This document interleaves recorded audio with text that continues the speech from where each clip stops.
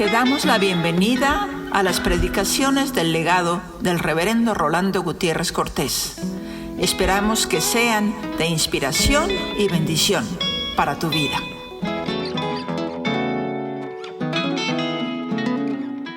Voy a tocar un tema delicado en esta hora y quisiera introducirlo con unas lecturas bíblicas para que nos sirvan de marco en la meditación de la palabra hoy. La primera cita que quiero usar es del apóstol Pablo escribiendo a los hermanos de Galacia, en el capítulo 4 y en el verso 19. Que dice así: hijitos míos, por quienes vuelvo a sufrir dolores de parto, hasta que Cristo sea formado en vosotros. Aquí de una manera explícita el apóstol Pablo habla a los hermanos de Galacia de cómo Cristo está actuando en ellos y se está formando en ellos. La expresión de Pablo es clara. Y esto me parece que lo entendemos a la luz de la misma enseñanza paulina cuando dice que Cristo habite por la fe en nuestros corazones. Y creo que aquí no tenemos mayor problema en entenderlo y en experimentarlo. Cuando el Espíritu de Cristo actúa en nosotros y nos hace pensar diferente, sentir diferente, actuar diferente, aspirar diferente, y la novedad de vida es palpable para nosotros, es palpable para los que nos rodean, porque ven que hay una nueva manera de pensar, de sentir, de actuar y de aspirar en nosotros, y me parece que no presenta mayor problema. Pero hay otra parte del apóstol Pablo que yo quisiera que viéramos en Romanos, capítulo 11 y verso 17, donde dice: si algunas de las ramas fueron desgajadas, y tú siendo olivo silvestre has sido injertado en lugar de ellas, y has sido hecho participante de la raíz y de la rica savia del olivo, no te jactes contra las ramas. Y si te jactas, sabe que no sustentas tú a la raíz, sino la raíz a ti. Pues las ramas, dirás, fueron desgajadas para que yo fuese injertado.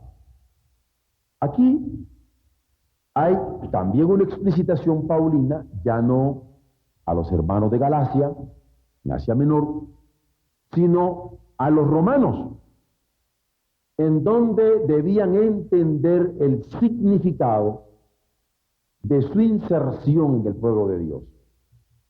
Él llama injerto, usando una figura de campo. Cuando se injerta una rama en otro árbol, toma cuerpo y da fruto. Y él dice, no hay que asustarse, tan santo es el árbol porque su raíz es santa, como santo va a ser el injerto que va a chupar, que va a succionar, que va a nutrirse desde esa raíz de la santidad de Dios.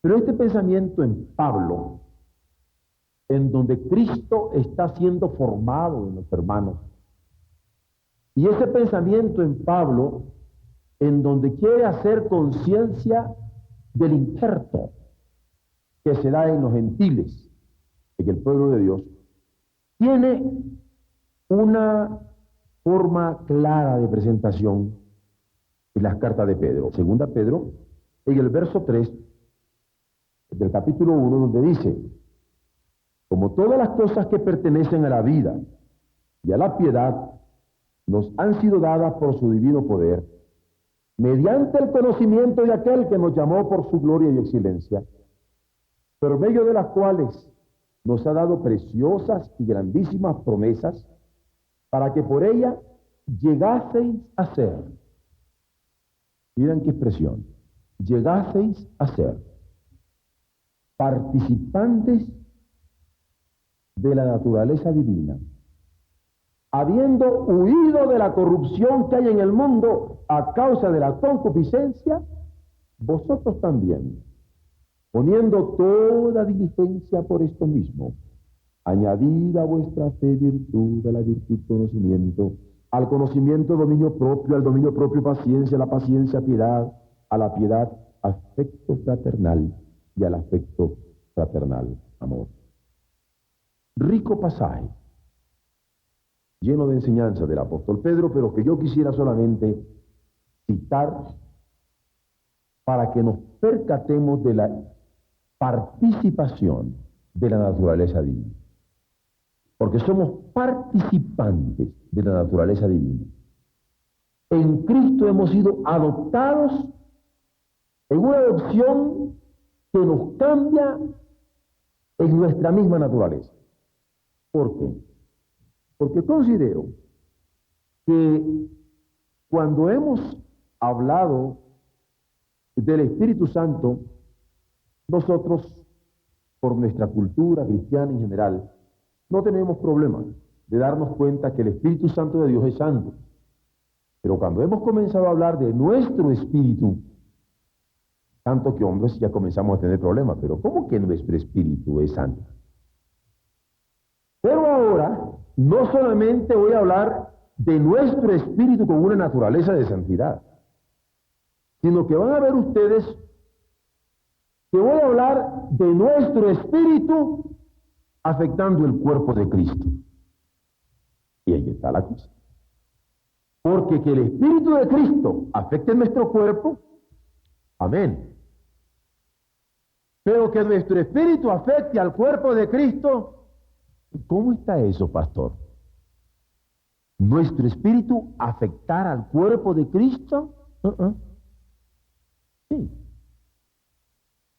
Y leo estos pasajes para que vean que la fundamentación teológica no tiene mayor problema. Que donde nos comenzamos a poner nerviosos es con las implicaciones de responsabilidad que tiene para nosotros.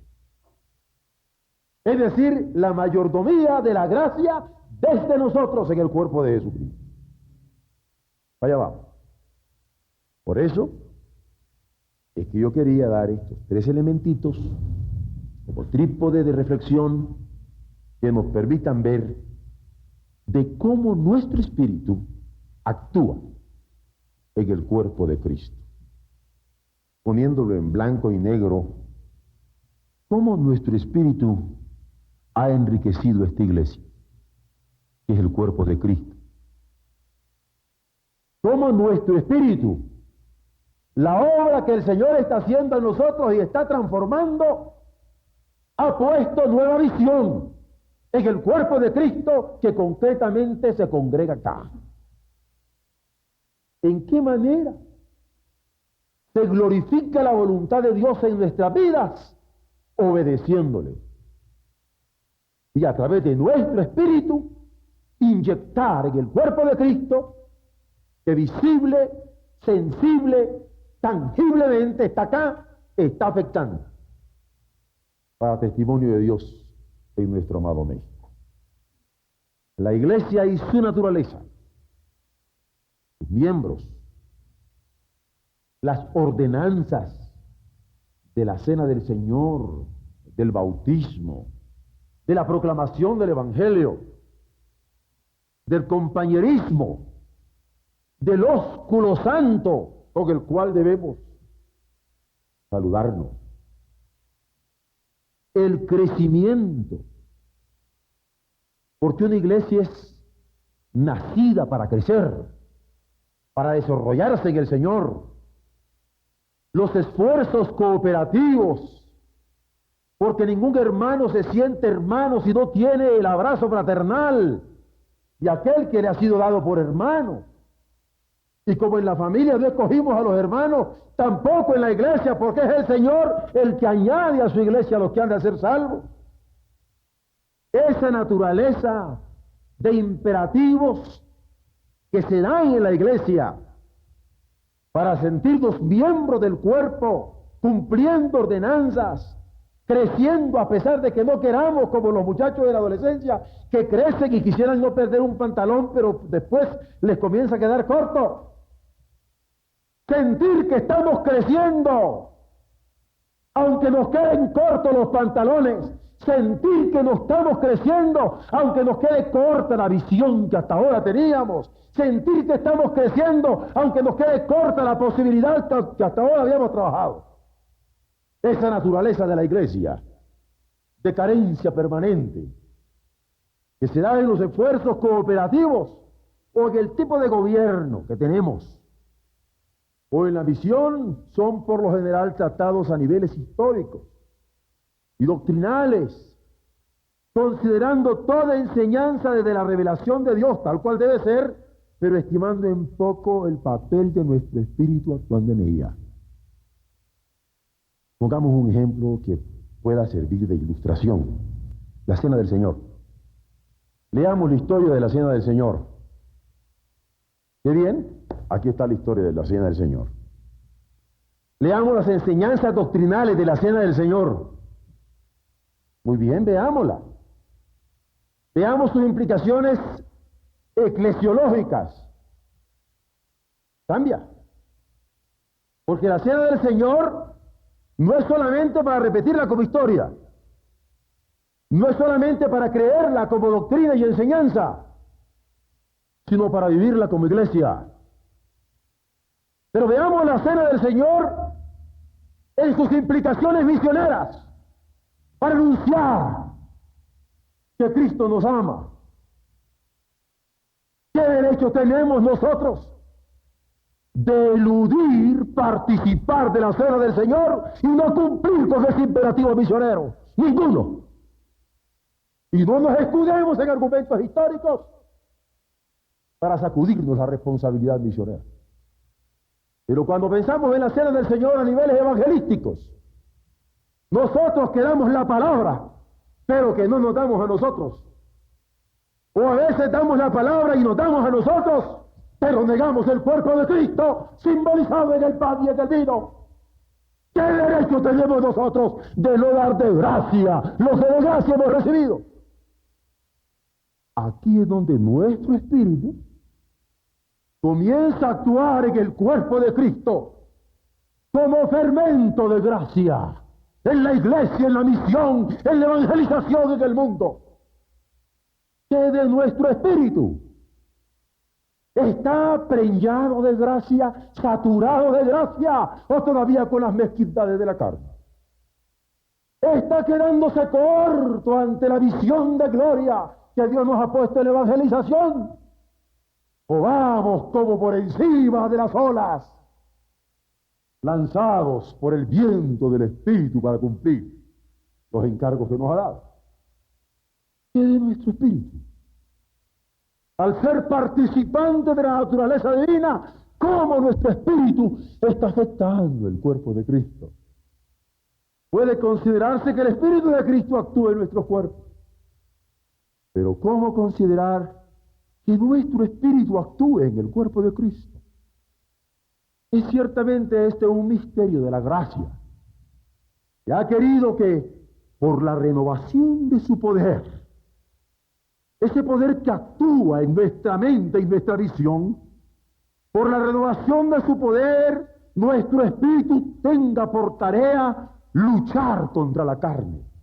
Y lucha en el Nuevo Testamento equivale a orar contra la carne, contra los poderes de la carne, enfrentar nuestros espíritus con los espíritus contrarios de derrota, con los espíritus contrarios de pesimismo, con los espíritus contrarios de corrupción, para hacer honor al origen divino con que nos ha identificado su palabra, porque su palabra nos dice: estos son renacidos, estos son engendrados, no de carne ni de sangre, sino del Espíritu del Señor. Mas si consideramos que además nuestro espíritu es don para vida eterna, con nuevas percepciones en nuestros órganos, porque vemos diferente, oímos diferente, tocamos diferente, olemos diferente, gustamos diferente. Y mientras la policía busca un asesino, yo me doy cuenta de que es alguien que puede ser redimido, porque lo veo bajo la gracia. Y mientras alguien es despreciado como ladrón, yo lo veo como alguien que puede adorar con todo su corazón a Dios cuando lo toque la gracia del Señor.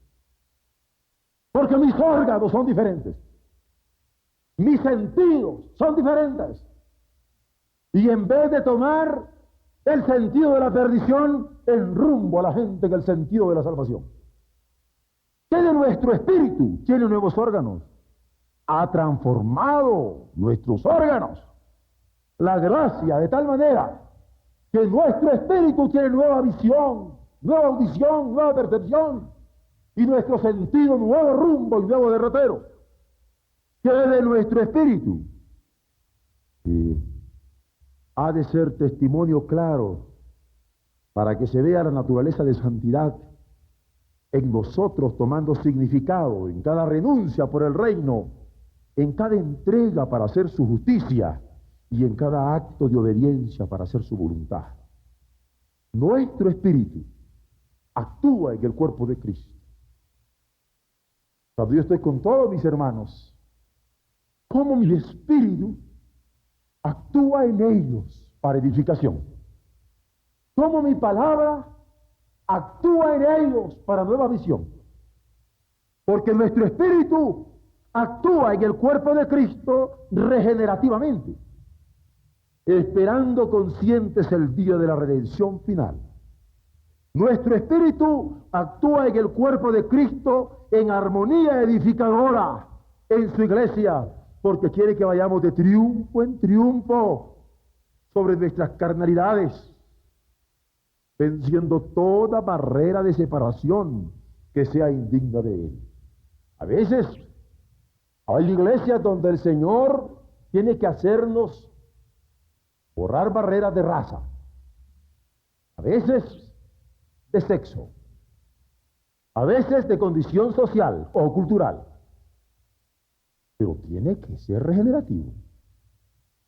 Y si hay un momento en que yo no puedo aceptar a mi hermano por su color o por su sexo, o por su condición social, económica o ideología política, ese espíritu de Dios que actúa en mí permitirá que a la vez desde mi espíritu actúe en el cuerpo de Cristo, que es su iglesia, sabiendo que en visión para el mundo Él no solo nos ha creado, sino que quiere que el mundo sea preservado para Él. No lo creó y lo dejó allí. Mi espíritu es transformado en un espíritu de hijo y lo veo como padre. Mi relación con Dios es una con mi hermano y mi hermana cuando yo lo conocía, los efectos del Espíritu Santo, y es otra después de haberlo conocido. Porque antes podría haber sido un objeto de muchas cosas, entre otros de explotación. Después es objeto de mi amor, por la gracia del Señor. Es decir, objetivamente hay un cambio en relación a Dios, en relación al prójimo. Pero subjetivamente también. Porque a niveles subjetivos, nosotros vamos a tener otra manera de ordenar las cosas, porque la jerarquía de valores es diferente. Otra manera de pensar, de sentir y de actuar, que van a manifestar una naturaleza moral que obra desde dentro de nosotros, regenerando todas las manifestaciones de nuestro vivir en lo personal, de nuestro vivir en lo social, de nuestro vivir en la totalidad de las relaciones de lo que somos. Así es que actúa la gracia para renovación a través de nuestro espíritu. ¿Cómo entender nuestro espíritu en todas sus posibilidades en la regeneración de la carne, sino por esta revolución radical en el carácter que busca y anhela las cosas de arriba? Antes no eras una mujer tocada por la gracia, Pero ahora que eres una mujer tocada por la gracia, tu carácter cambia. Y el amor de Dios es superior al odio que el diablo puede poner en el corazón. Y al que nos alivia, al que nos alienta. El carácter cambia, la lealtad a Dios es primero. Por eso hay regeneración. Y en nuestro espíritu actúa en regeneración de la carne, pero también en armonía edificadora. Nuestro espíritu actúa en la regeneración de la carne porque, salvado de la ley, del pecado, como diría el apóstol Pablo, es libre para amar, por la renovación de la gracia que obra redentoramente. Y si la gracia obra redentoramente en mi vida, es decir, en mi cuerpo, es decir, en mi espíritu, es decir, en mi todo, ¿cómo no voy a actuar redentoramente?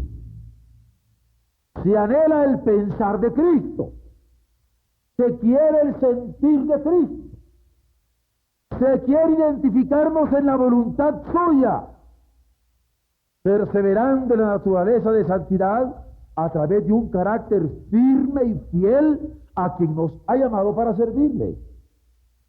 Cada creyente que obedece al Señor en el bautismo lo está haciendo por eso, porque confiesa haber oído el Evangelio, confiesa haber creído en su corazón que Dios le levantó de entre los muertos y que ahora él puede andar en novedad de vida, porque el mismo poder que levantó a Jesús de los muertos es el poder que actúa en él.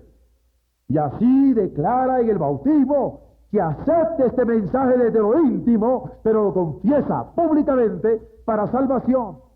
Y hay armonía en su vida con el propósito salvador del Padre, pero también armonía edificadora como iglesia que llama a todos los hombres al arrepentimiento para creer en este evangelio y decirles: es posible el cambio, es posible que el carácter mismo radicalmente cambie para una obra de redención. La regeneración de la carne no es una acción aislada del Señor en cada uno.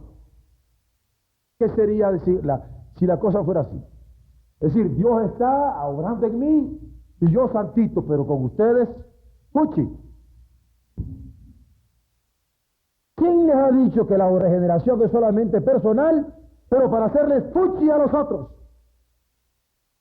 La regeneración de la carne no me la da el Señor aisladamente, sino como una obra armónica de su gracia que en cada profesión de fe manifiesta su regocijo consciente en un culto racional. La presentación de los cuerpos en sacrificio vivo, santo y agradable a aquel que nos ha redimido. Por eso nos gozamos cuando alguien se bautiza. Y presentamos nuestros cuerpos en pie porque Cristo resucitó. Y mientras Él se está sepultando en las aguas, nosotros estamos declarando que creemos en el que se levantó de la tumba. Y cantamos y glorificamos su nombre. ¿Por qué? Porque la regeneración no es aislada, es corporativa. Lo está alcanzando a Él como nos alcanzó a nosotros. O está alcanzando a nosotros como alcanzará a aquellos que habrán de creer por medio de nuestra palabra. Y Él de salvación. La regeneración de la carne se da por entrega de fe de parte del hombre, pero también por la de perdón de parte de Dios. Yo creo en Dios y Dios me perdona. Yo le digo: ayúdame, y Él me dice: yo estoy contigo. Yo le digo: perdóname, y Él me dice: yo te perdono. Yo le digo: discúlpame, y Él me dice: yo tomo todas tus culpas. Y perdonado, liberado, me levanto regenerado, porque la fe y la gracia se encuentran.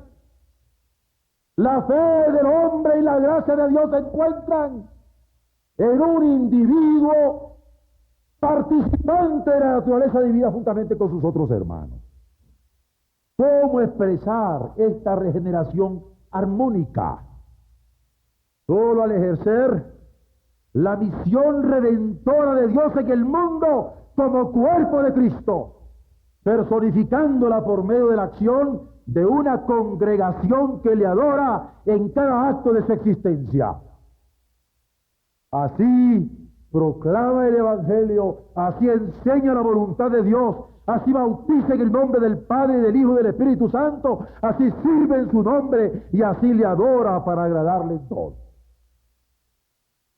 Otro ejemplo, para que esta armonía edificadora quede claro a la luz de la regeneración en el cual nuestro espíritu se mueve. Ayer que celebramos la tarde de misiones, nuestras preciosas hermanas que en la cocina estaban preparando la comida, los alimentos, ¿estaban o no estaban proclamando el Evangelio? ¿Estaban o no estaban enseñando la voluntad de Dios?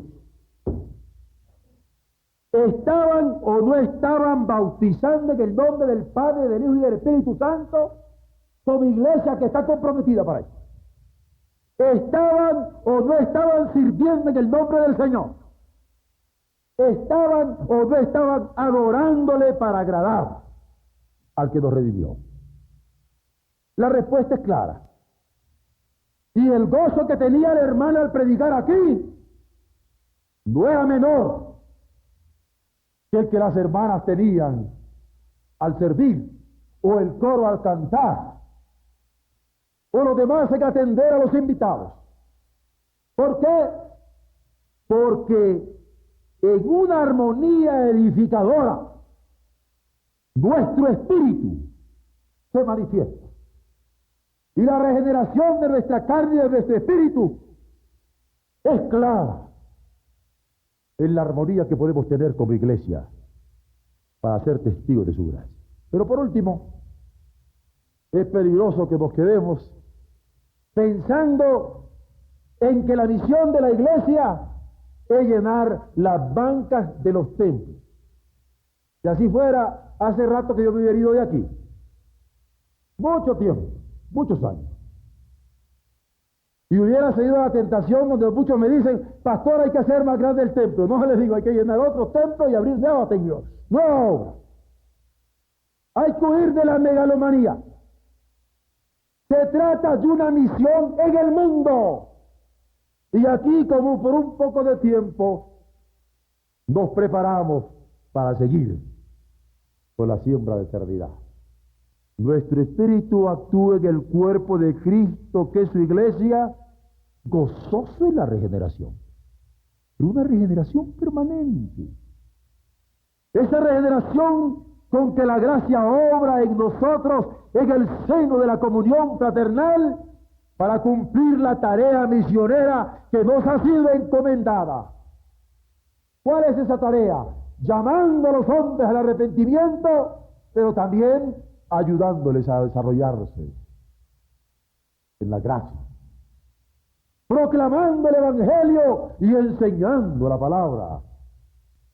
Queremos que la gente crea, pero queremos que la gente crezca en el Señor. Queremos que crean y sean salvos, pero que se gocen en el servicio del Evangelio. Lo queremos porque cuando alguien cree, tiene que renunciar a todo por venir a Cristo. Y lo queremos porque cuando alguien en el seno de la iglesia cree, tiene que renunciar a muchas comodidades para declararse siervo de Dios por amor de Jesucristo. Y vamos para allá. A predicar se ha dicho. La misión de la iglesia de Cristo tiene que ver íntimamente con las relaciones con Dios en el orden mundial. ¿O ustedes creen que no? Nuestra misión como iglesia está atenta al orden mundial de justicia o de injusticia, de dolor o de alegría, de angustias o sinsabores. Está atenta Porque si creemos en su presencia, como cuando cantamos Dios está presente, o repetimos con el profeta toda la tierra está llena de su gloria, o con el salmista del Señor es la tierra y su plenitud, el mundo y todo lo que la hinche. Si Dios está presente, y así lo creemos, ¿cómo actuar como si no conociéramos su voluntad para nuestra conducta personal? Si Dios está presente, ¿cómo actuar como si no conociéramos su voluntad en nuestra conducta familiar? Si Dios está presente, ¿cómo actuar como que si no conociéramos su voluntad en nuestra conducta nacional? Si Dios está presente, ¿cómo actuar como si Dios no lo estuviera en nuestra conducta internacional, como países de mayor o menor poder que componemos este globo en estos momentos? Si Dios está presente, ¿cómo actuar como si no estuviera en nuestro comportamiento generacional? Yo traigo loco a mis compañeros cincuentones y les digo, ¿cuántos te quedan, viejo? Y me dicen, pues yo espero llegar a los 60, otros a los 65, otros más optimistas a los 70. Y le digo, ya te pusiste a contarlo. Porque yo comencé contando a los 16, después a los 15, ahorita me esperan 14. Me dice, oye, tú no me habías puesto a pensar. Pues vale más que te pongas a pensar. Porque en nuestros días tenemos que hacerlos contar. Y al que se me ponga delante y me quiera parar, que se encomiende a alguien que yo no me voy a parar. ¿Por qué? Porque yo tengo urgencia. ¿Por qué? Porque mis días tienen que contar. Y a mí me importa que cuenten esos días. Y por eso, como generación, no puedo vivir como si Dios no estuviera presente en mi corazón, en mi cuerpo. Por eso la pregunta, ¿qué es de nuestro espíritu? Es un espíritu que ya se dio por vencido desde antes de jugar el partido. Recuerdo un hermano, esta es una broma, pero fue cierta, que me dijo, ¿sabe qué? En esto no se meta porque voy a estar, yo le digo, bueno, pues, no me lo diga porque el partido no ha comenzado. Yo desde chiquillo fui futbolista, así que yo nunca me di por vencido hasta que el último minuto tocaba el silbato. Si no, de rastras le meto el gol, no se descuide. No. ¿Cómo vamos a vivir como si Dios no estuviera presente? Si algún sentido tiene la Navidad, es que el Eterno ha querido afectar al hombre en el tiempo, pero también que el Creador es Señor de todos los espacios posibles, aunque se quiera entender espacio con la más sofisticada manera de expresión del hombre. Voy a explicar. Hay algunos que piensan que Dios es creador y el mundo es su criatura. Está bien. Que Dios es creador y el hombre es su criatura. Está bien. Pero que no se le vaya a ocurrir a Dios meterse en mi espacio lógico. Allí yo soy filósofo. Que no se le vaya a ocurrir a Dios meterse en este espacio social. Porque allí rigen las leyes de determinado historicismo. Y como esto, se dan espacios económicos, se dan espacios antropológicos, se dan espacios generacionales, se dan espacios y espacios y espacios en donde queremos negar el señorío de Dios en los espacios. Por eso digo, cuidado, no importa que sean sofisticados me quieran poner los espacios. Dios es Señor. Y yo tengo una consigna por la cual fue escrita todo el Nuevo Testamento. Mateo, Marcos, Lucas, Juan, las epístolas y el Apocalipsis. Hasta que toda lengua confiese que Jesucristo es el Señor. Para gloria de Dios Padre. La presencia de Dios no podemos ignorarla y nunca debe ignorarse. Su toque trasciende cada momento. ¿O ustedes creen que Dios me tocó y si me tocó ya no va a pasar nada de aquí a una hora? Su toque trasciende cada acción. ¿Ustedes creen que yo aquí estoy predicando, y ya prediqué, y ya no va a seguir Dios actuando a través de lo que Él ha revelado en mi corazón? Su toque trasciende cada acontecer histórico. ¿O ustedes creen que de aquí no salimos? Y aunque es cierto que no podríamos borrar esto como un acontecer, pero ya no va a pasar nada más. No. Dios trasciende. Dios trasciende. Esto como que no lo dijera, pero solamente para ejemplificarlo. ¿Ustedes han visto alguna vez una niña enamorada? Una jovencita así de 18 años. Bueno, de 17, ¿verdad? Y que de repente el muchacho que ella quería la volvió a ver. Y la vio con ciertos ojitos que me la puso nerviosa. Hermano, les aseguro que cuando ella llegue a la casa va a estar con su almohadita, que se da vuelta para acá, que se da vuelta para allá. Es decir, aquella mirada fue más allá. Trascendió. Y si esto a un nivel tan ridículo como el que acabo de expresar pasa a niveles de relaciones humanas, ¿se imaginan cuando Dios me ve? ¿Se imaginan cuando Dios me llama? ¿Se imaginan cuando Dios se me revela? ¿Qué pasa? Comienzo a ponerme inquieto. Y no dejo de estar inquieto hasta que le puedo responder: Señor, heme aquí. Envíame a mí. Señor, cuenta conmigo. No tengamos problemas. ¿Por qué? Porque esa presencia de Dios no podemos ignorarla, no solamente a nivel de inmanencia, sino de trascendencia, en momentos, acciones y aconteceres históricos de nuestros conocimientos humanos y en todo límite ético, porque más que ser responsables por lo que conocemos, somos responsables personalmente ante Él. Ya no digamos si es a niveles prácticos. Dios y el mundo son descritos en la Biblia como creador y creación desde el inicio, pero no se trata de una creación abandonada al azar, sino bajo su control.